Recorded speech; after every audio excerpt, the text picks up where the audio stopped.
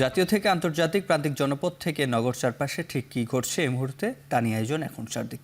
সঙ্গে আছি আমি সিফাত শাহরিয়ার। যেসব বিষয়ে সব রাজনৈতিক দল একমত হয়েছে সেগুলো সনদ আকারে জাতির সামনে তুলে ধরার আহ্বান জানিয়েছেন বিএনপির স্থায়ী কমিটির সদস্য আমির খসরু মাহমুদ চৌধুরী। রোববার গুলশানে বিএনপি চেয়ারপারসনের কার্যালয়ে দলের লিয়াজো কমিটির সাথে বাংলাদেশ জাতীয় পার্টির বিজেপির বৈঠক শেষে এই কথা বলেন তিনি। এ সময় সরকারকে দ্রুত নির্বাচনের পথে হাঁটার তাগিদ দেন আমির খসরু। আর বিজেপি চেয়ারম্যান আন্দালিব রহমান পার্সো বলেন, সরকার দেশকে অনিশ্চয়তার দিকে ঠেলে দিতে পারে না।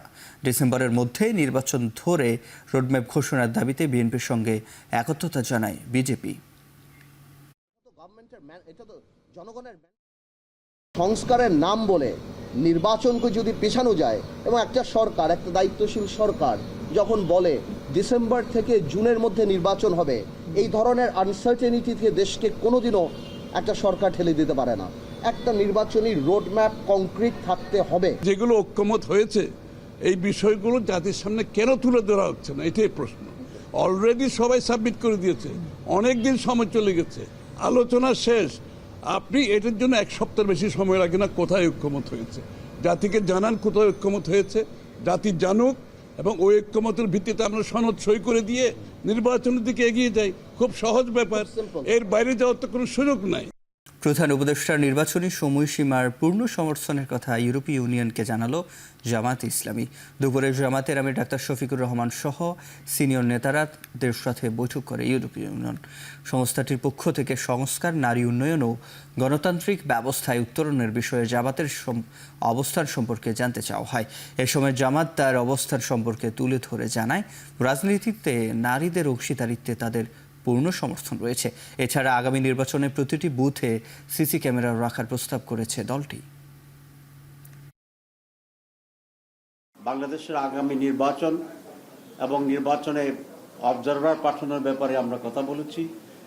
ইকুয়াল প্লেইং ফিল্ড তৈরি হওয়ার জন্য বিশেষ করে প্রত্যেকটি বুথে ইলেকশনে সিসি ক্যামেরা যাতে সংযোজিত থাকে, আমরা এটা প্রস্তাব করেছি। তারা এই প্রস্তাবকে এনকারেজ করেছে এবং এই জন্য যে হিউজ বাজেট দরকার আমরা তাদেরকে বলেছি, তারা যেন এই ক্ষেত্রে সেভাবে আমাদেরকে সহযোগিতা করে।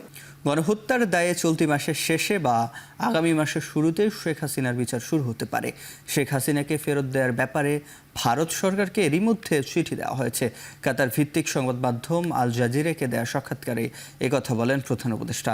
এ সময় তিনি বাংলাদেশের নির্বাচন, অন্তর্বর্তী সরকারের সংস্কার, বিভিন্ন ইস্যুতে রাজনৈতিক দলের মতামত নিয়েও কথা বলেন। We had a BIMSTEC meeting in Bangkok where all the BIMSTEC heads of governments were there, including Prime Minister Modi.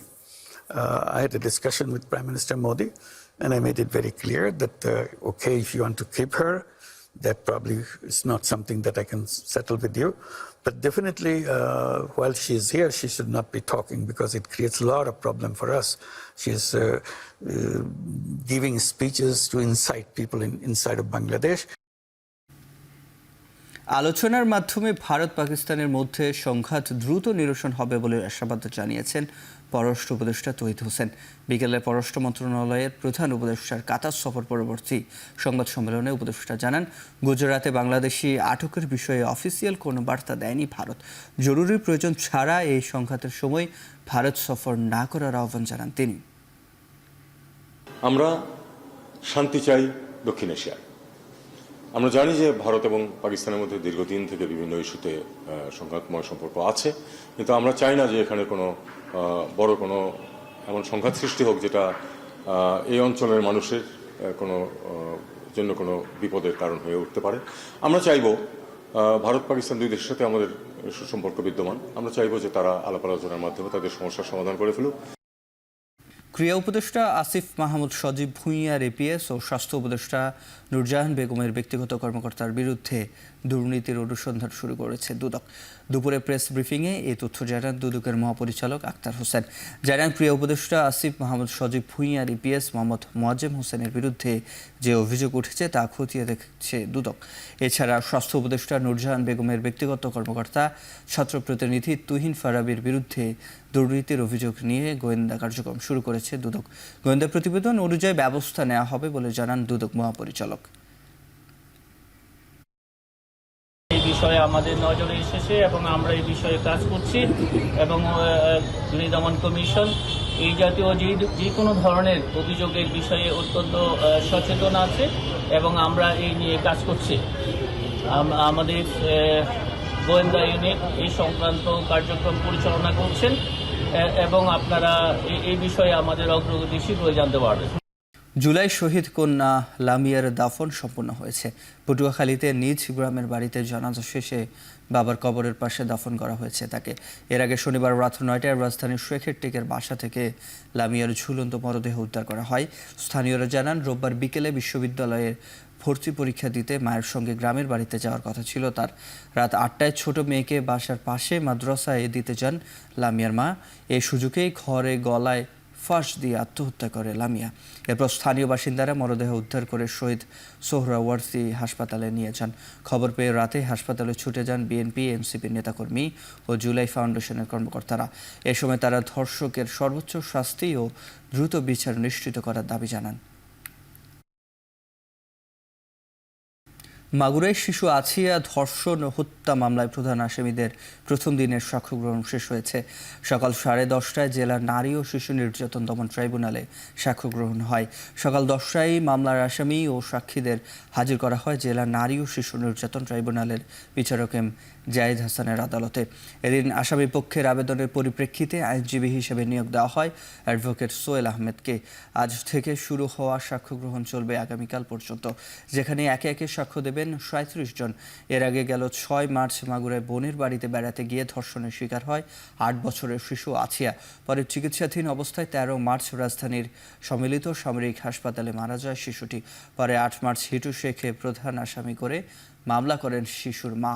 গত 13 এপ্রিল এই মামলায় আদালতে চার্জশিট দাখিল করে পুলিশ।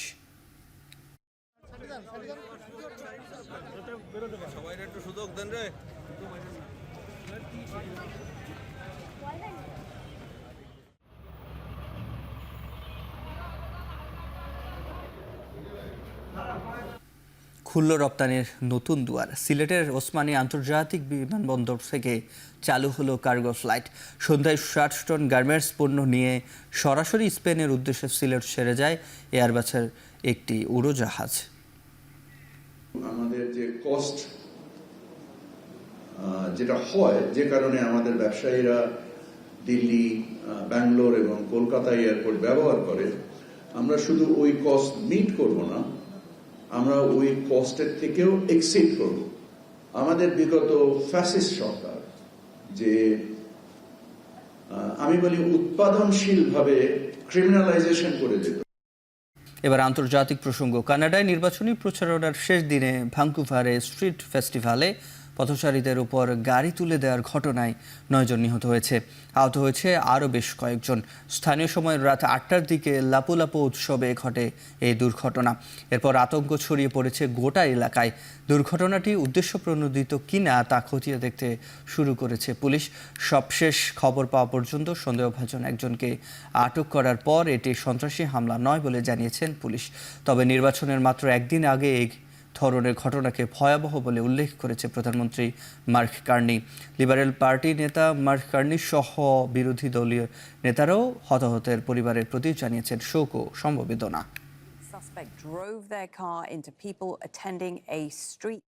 ইরানের বন্দর আব্বাসে কন্টেইনার লিকেজের ফলে রাসায়নিক বিস্ফোরণে প্রাণহানি বেড়ে দাঁড়িয়েছে 18 জনে। আহত বা দগ্ধ হয়েছেন প্রায় 1000 মানুষ।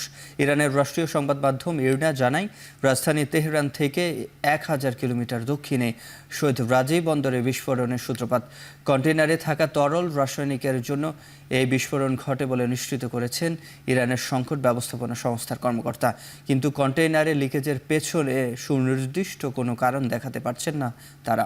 পরিস্থিতি নিয়ন্ত্রণ ও দুর্ঘটনার কারণ অনুসন্ধানে স্বরাষ্ট্রমন্ত্রীকে বন্দর আব্বাস শহরে পাঠিয়েছেন প্রেসিডেন্ট মাসুদ পেজেশকিয়ান। বিবিসি বলছে, শনিবারের এই বিস্ফোরণের প্রভাব পড়েছে আশপাশের অন্তত 50 কিলোমিটার এলাকা জুড়ে। ক্ষতিগ্রস্ত হয়েছে বেশ কিছু বাড়িঘর ও দোকানপাট। এবার খেলার প্রসঙ্গ। বাংলাদেশ জিম্বাবুয়ে টেস্ট প্রথমে সিরিজের দ্বিতীয় ও শেষ টেস্টে কাল মুখোমুখি হবে দুই দল। চট্টগ্রাম ম্যাচ শুরু হবে সকাল 10টায়। সিলেটে প্রথম টেস্টে বাংলাদেশকে নাকানি চুবানি খাইয়ে ম্যাচ জিতে নেয় জিম্বাবুইয়ানরা। ফলে ঘরের মাঠে হোয়াইট ওয়াশের লজ্জার সামনে দাঁড়িয়ে স্বাগতিকরা। বল হাতে মিরাজ নাহিদ রানারা তাদের দায়িত্ব পালন করলেও বরাবর মতোই ব্যর্থ ব্যাটাররা। চট্টগ্রামের ব্যাটিং বান্ধব উইকেটে মূল দায়িত্ব নিতে হবে শান্ত মমিনুল মুশফিকদের।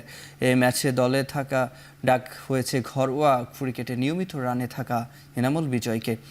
পিএসএল খেলতে পেসার নাহিদ রানা পাকিস্তানে পাড়ি জমানোয় চট্টগ্রাম টেস্টে অভিষেক হতে পারে তানজিম সাকিবের। তবে সিরিজে সমতায় ফেরার পথে বাংলাদেশের জন্য বড় বাধা হতে পারে বৃষ্টি। স্থানীয় আবহাওয়া সূত্রে জানা গেছে টেস্টের প্রথম 3 দিন বৃষ্টি হতে পারে।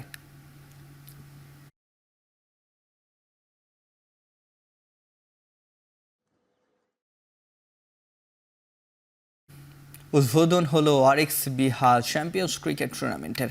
বাংলাদেশ ক্রিকেট বোর্ডের সভাপতি ফারুক আহমেদ প্রধান অতিথি হিসেবে উপস্থিত থেকে উন্মোচন করেন টুর্নামেন্টের ট্রফি। বাংলাদেশে অবস্থিত আন্তর্জাতিক হোটেলগুলোর সংগঠন বিহার পক্ষ থেকে আয়োজিত এই টুর্নামেন্টে অংশ নিয়েছে 20টি হোটেল। রাজধানীর গুলশান ইউথ ক্লাব মাঠে 7 মে থেকে শুরু হবে এই টুর্নামেন্ট। 14 দিনের এই টুর্নামেন্টে হোম অ্যান্ড স্কিন কেয়ার প্রতিষ্ঠান রিম্যাক পৃষ্ঠপোষক হিসেবে কাজ করবে। অনুষ্ঠানের প্রধান অতিথি হিসেবে আমন্ত্রিত বিসিবি সভাপতি বলেন, এই টুর্নামেন্টের মাধ্যমে নতুনরা এগিয়ে আসবে ক্রিকেটের দিকে। একই সঙ্গে রিমার্ক এই টুর্নামেন্টের স্পন্সর হওয়ায় ধন্যবাদ জানান তিনি।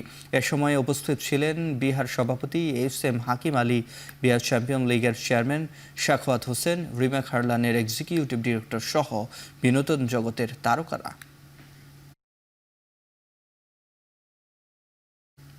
শেষ করছি এখন চারদিক। এখন টেলিভিশন ওয়েবসাইটে দেখতে ভিজিট করুন www.এখন.tv, ফেসবুকে দেখতে ভিজিট করুন facebook.com/tv.এখন, ইউটিউবে দেখতে ভিজিট করুন youtube.com/এখন TV।